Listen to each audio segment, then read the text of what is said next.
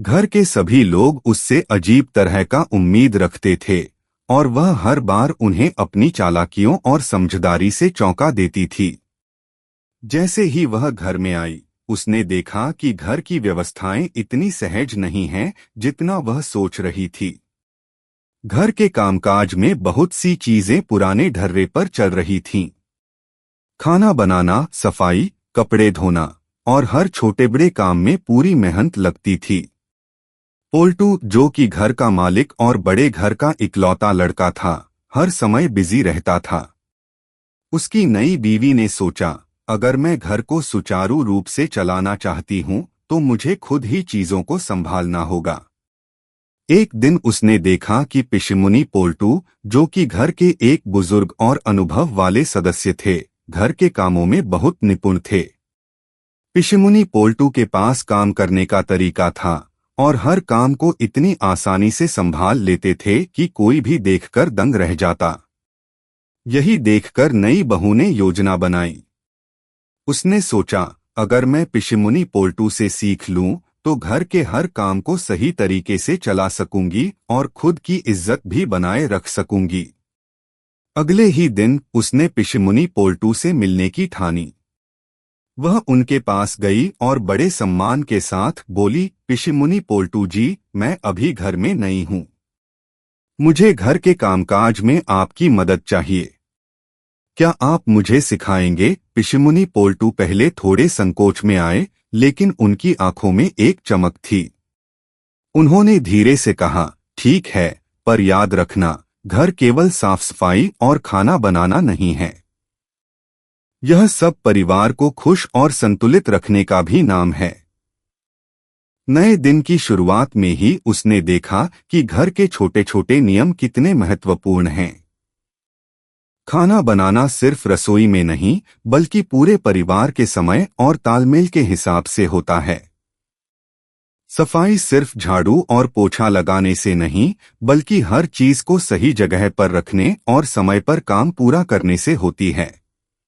बड़े घर की छोटी बहू बनना आसान नहीं होता, खासकर जब घर में पहले से ही पुराने सदस्य और उनकी पुरानी आदतें मौजूद हों।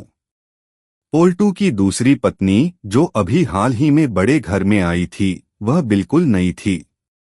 उसकी नजरों में यह घर सिर्फ चार दीवारों का नहीं, बल्कि पारिवारिक संबंधों, जिम्मेदारियों और सामाजिक उम्मीदों का एक जाल था। उसने जब पहली बार घर में कदम रखा तो देखा कि घर के हर सदस्य की अपनी दुनिया, अपनी आदतें और अपने नियम हैं। घर में सबसे अनुभवी सदस्य थे पिशिमुनी पोल्टू। वह हमेशा काम में माहिर रहते थे। खाना, सफाई, कपड़े धोना, बच्चों की देखभाल, हर काम को वह इतनी कुशलता से करते थे कि कोई भी देखकर दंग रह जाता। नई बहू ने सोचा, अगर मैं पिशिमुनी पोल्टू से मदद लूं तो घर के काम आसानी से और सही तरीके से हो सकते हैं। यही विचार उसके दिमाग में कई बार घूमता रहा। पहले दिन ही उसने पिशिमुनी पोल्टू से मिलकर विनम्रतापूर्वक कहा, पिशिमुनी पोल्टू जी, मैं अभी नए घर में आई हूं। मुझे घर के काम सीखने हैं। क्या आप मेरी मदद करेंगे? पिशिमुनी पोल्टू ने थोड़ी हंसी के साथ कहा, ठीक है, पर घर का काम सिर्फ सफाई और खाना नहीं है। इसे समझने के लिए धैर्य, अनुशासन और परिवार के भावनात्मक तालमेल को भी सीखना पड़ेगा। नई बहू ने शुरू किया पिशिमुनी पोल्टू के मार्गदर्शन में सीखना।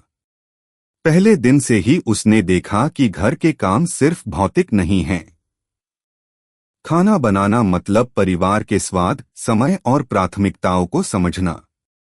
सफाई का मतलब सिर्फ झाड़ू और पोछा नहीं, बल्कि हर चीज को व्यवस्थित रखना और समय पर काम पूरा करना है। दिन ब दिन वह पिशिमुनी पोल्टू से सीखते सिखाते खुद भी निपुण होती गई। उसने महसूस किया कि बड़े घर में छोटी बहू होने का मतलब केवल सेवा नहीं, बल्कि समझदारी, सामंजस्य और कभी-कभी चालाकी से काम लेना भी है।